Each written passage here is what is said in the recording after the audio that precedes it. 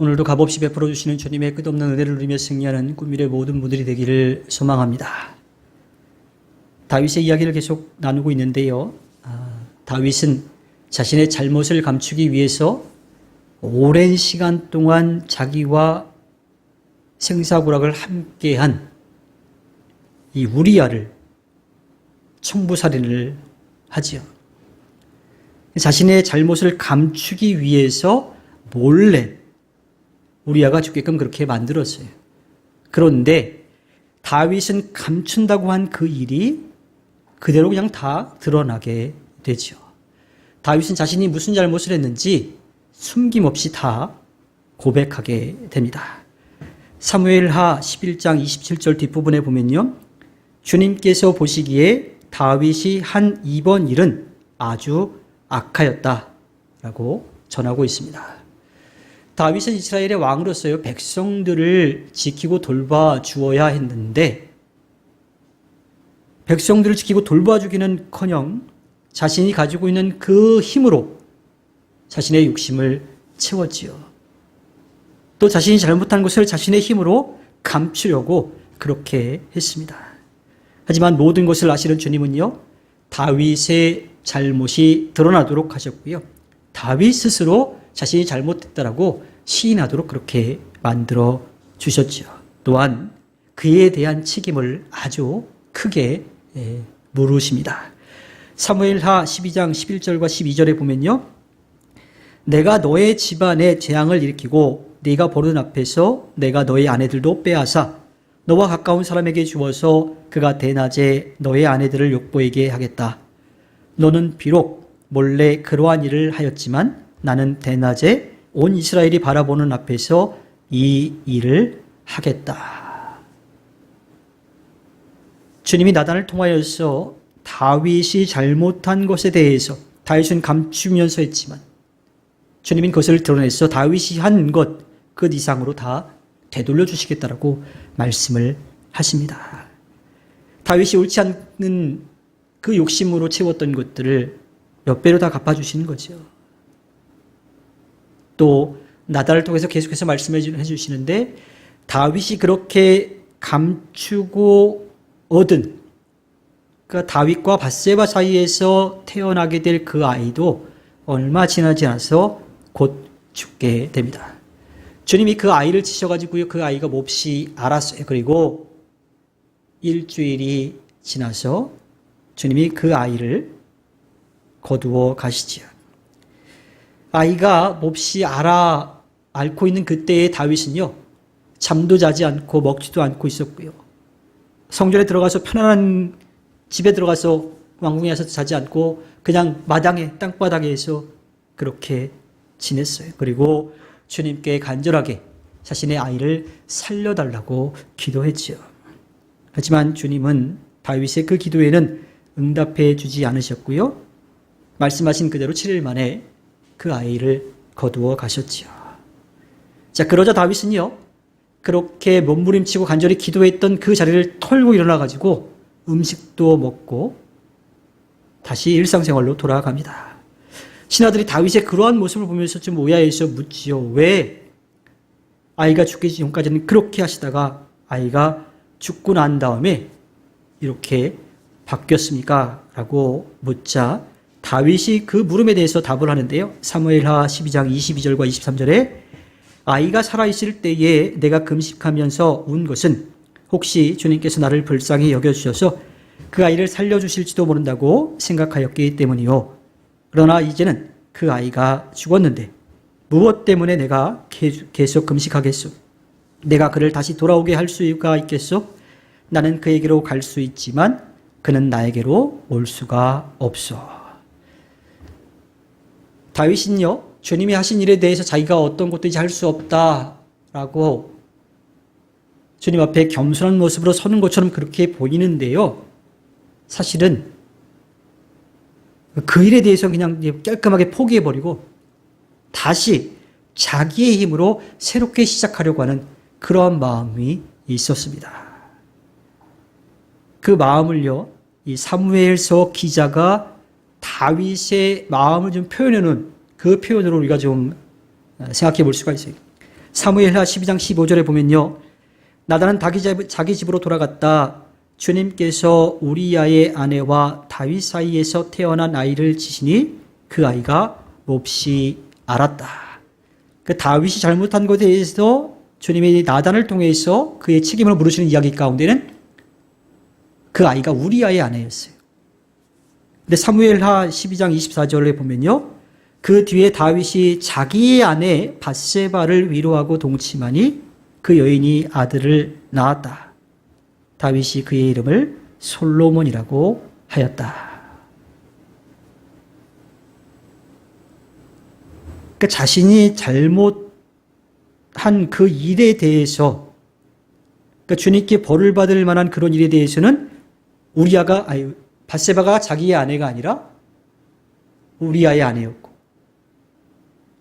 이제 그거는 끝났고, 벌 받아서 끝났으니까 다시 이제 밧세바를, 우리아가 죽고 난 다음에는 밧세바를 자기의 아내로 취해서 자기의 힘으로 새롭게 시작하는 그 다윗의 모습을 이 숨김없이 사무엘서 기자는 드러내 보이고 있지요. 이 예언자 나단을 통해서 자신의 잘못을 인정한 다윗이지만요, 여전히 자기 안에 스스로 뭔가를 하려고 하는 그러한 마음들이 남아 있었던 것을 알 수가 있습니다. 또 오늘의 말씀 가운데서 몇 가지를 또 생각해 볼 수가 있는데요. 다윗과 밧세바 사이에서 처음 태어난 아이가 죽고 나서 두 번째로 태어난 아이가 솔로몬이었을까요? 다윗이 예루살렘에서 낳은 아들들의 이야기가 나오는 역대상 3장 5절에 보면요. 다윗과 밧세바 사이에서 태어난 아들들의 이름이 나와요. 다윗이 예루살렘에서 낳은 아들들은 다음과 같다. 시므아와 소밥과 나단과 솔로몬. 이 넷은 암미엘의 딸 밧세바와의 사이에서 태어난 아들이다. 우리가 생각하기에는 이 사무엘 하 12장의 말씀을 보면 첫 번째 아이는 그렇게 죽고 두 번째로 솔로몬이 태어난 것처럼 그렇게 생각하는데 역사서 전체를 놓고 보면 그렇지 않은 거지요. 성경에 나오는 다윗의 아들들만 20명이에요. 그 중에 솔로몬은 10번째 아들이에요. 첫 번째 아들이 아버지의 왕위를 위해서 다음 왕이 되어야 되는 그 틀이 두 번이나 깨지고 있어요. 다윗의 아들 전체 가운데서 첫째가 아니었었죠. 또 밧세바 사이에서 태어난 아들 중에 첫 번째 아들이 아니라 네 번째 아들인 거지요. 순서로 따지면 다윗의 뒤를 이어서 이스라엘을 다스릴 왕으로 세워질 사람은 암논이었습니다.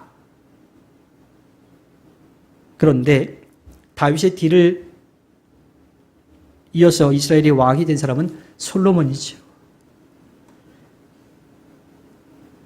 맏아들이 왕위를 이어가야 되는 틀이 깨지는 일이 다윗의 전체 아들들 그리고 밧세바 사이에서 태어난 아들들에서도 두 번이나 그렇게 깨지고 있어요.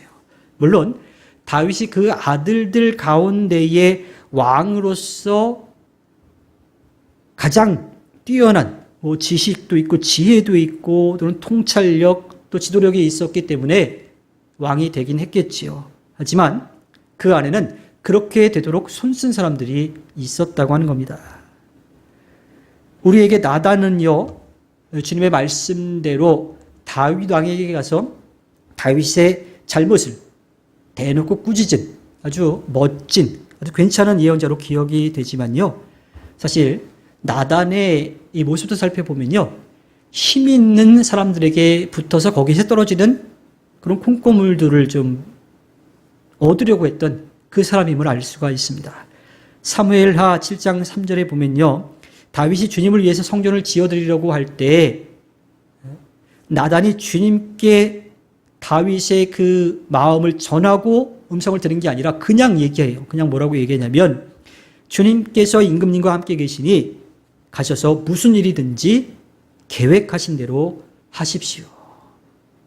이건 뭐 주님께 묻고 주님의 말씀을 전한 게 아니라 다윗이 주님을 위해서 집을 지어드리고 싶다라고 말하니까 나단이 왕이 좋으실 대로 하십시오.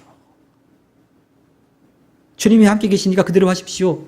라고 얘기했는데 바로 그날 밤에 주님이 나단에게 뭐라고 말씀하세요? 물론 다윗에게 전하는 말씀이긴 한데 주님은 내가 언제 집안에 있었던 적이 있느냐. 이집트를 나와서 약속의 땅으로 오는 동안도 내가 성막에서 그 회막에서 난 지냈지 집에 있지 않았다. 나에겐 집이 필요하지 않다라고 말씀하세요. 분명히 나단을 통해서 다윗에게 말씀하시는 거지만 누구를 또 혼내시는 거예요? 나단을 혼내시는 거예요. 나단이 뭐라 그랬어요? 주님께서 임금님과 함께 계시니 무슨 일이든지 계획하신 대로 하십시오. 주님의 뜻은 묻지도 않고 자기 멋대로 다윗에게 딸랑딸랑 됐던 그런 나단의 모습을 볼 수가 있습니다. 다시 오늘 우리가 함께 나누는 말씀으로 좀 돌아오면요. 사무엘하 12장 24절 뒷부분부터 25절의 말씀을 보면 주님께서도 그 아이를 사랑해 주셔서 예언자 나단을 보내셔서 주님께서 사랑하신다는 뜻으로 그의 이름을 여디디아라고 부르게 하셨다. 자, 여디디아는 주님께 사랑을 입은 사람이라고 하는 뜻을 담고 있습니다. 그리고 또 다른 뜻도 담고 있는데 그 또 다른 뜻은요. 다윗에게 사랑을 받은 사람이라고 하는 뜻도 함께 담겨 있어요. 자, 그래서 의역을 해보자면 다윗에게 사랑을 받는 사람이라고 그러면 어떤 이야기예요? 다음 왕은 너다라고 하는 그런 뜻을 담고 있다고 볼 수가 있는 거죠. 솔로몬을 나단이 여디디아라고 부른 것은 여기 한 번밖에 안 나와요. 다음부터 나오지 않아요. 아까도 말씀을 드렸던 것처럼 다윗의 아들들이 계속 있는데 솔로몬이 그 10번째 아들인데 만약에 솔로몬을 여디디아라고 주님의 사랑을 받은 자라고 하는 뜻도 있지만 다윗의 사랑을 받은 자라고 하는 그런 뜻도 담겨 있어서 그렇게 솔로몬을 여디디아라고 불렀으면요. 다윗의 집안에는 피바람이 계속 불었을 거예요. 아들을 왕으로 삼고 싶어하는 어머니들의 전쟁도 있고요. 형제들끼리도 싸움이 일어날 거고 또 자기들이 모시고 있는 그 왕자가 왕이 되었으면 하는 마음으로 신하들까지도 다 치고받고 싸우는 그 전쟁이 멈추지 않았을 거예요. 그러니 나단이 이 솔로몬을 여디디아라고 부른 것은 여기서 딱 한 번만 나오고 그다음부터 나오지 않는 거지요. 자, 솔로몬을 여디디아라고 부른 나단을 바라보는 또 밧세바의 마음은 어땠을까요? 정말 고마웠겠지요. 아들을 왕으로 만들려고 하는 어머니들의 이야기는요, 역사에서 아주 쉽게 찾아볼 수가 있습니다. 솔로몬이 왕이 되는 그 흐름들을 쭉 보면요, 다윗의 맏아들인 암논은요, 셋째 아들인 압살롬이 제거해 줬어요. 압살롬은 또 어떻게 돼요? 아버지 다윗이 살아있는 동안 그 왕위를 자기가 그 반역을 꿈꾸다가 결국은 죽게 되었죠. 자, 그렇게 왕위의 자리에 오를 만한 사람들이 하나하나 자연스럽게 제거가 되고 솔로몬이 다윗의 뒤를 이어서 이스라엘의 왕이 됩니다. 아주 계획된 것처럼 하나하나 척척 진행이 되죠. 그런데 그 뒤에는 보이지 않는 곳에서 손을 쓴 밧세바와 또 나단이 함께 손바닥을 마주쳐가지고 그 일을 만들어낸 것을 알 수가 있죠.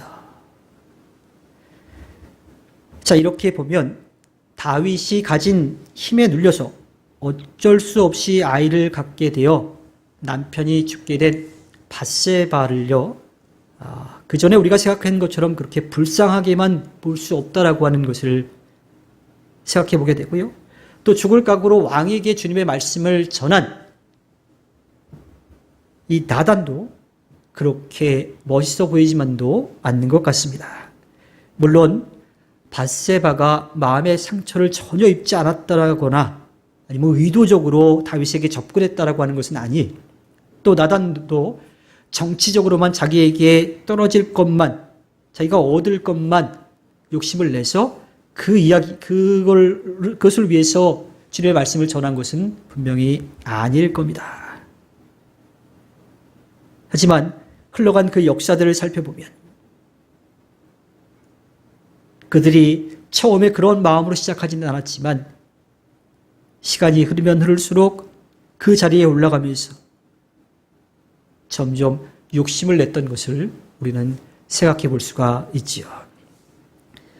오늘 우리는 함께 나누는 말씀을 통해서 잘못에 대한 책임을 반드시 물으시는 주님에 대해서 생각해 볼 수가 있습니다. 또 우리 안에 여전히 욕심이 살아있어서 그러한 마음으로 시작하진 않았지만 내 자리가 또 내 능력이 점점 커져가면서 내 것을 얻으려는 또 나를 드러내려고 하는 그러한 욕심들이 계속해서 나타나고 있는 모습을 볼 수가 있지요. 그래서 우리는 언제나 우리 곁에서 함께 하시는 성령의 도우심 또 이끄심을 알아야 되고요. 또 따라가야 합니다. 오늘 우리는 제2의 수요일 사순절의 시작을 한 걸음 내딛었습니다. 이 사순절을 1년에 한 번씩 돌아오는 다람쥐가 쳇바퀴를 도는 것처럼 그냥 절기에 따라 한 번씩 오는 그러한 시간으로 보내서는 안 됩니다.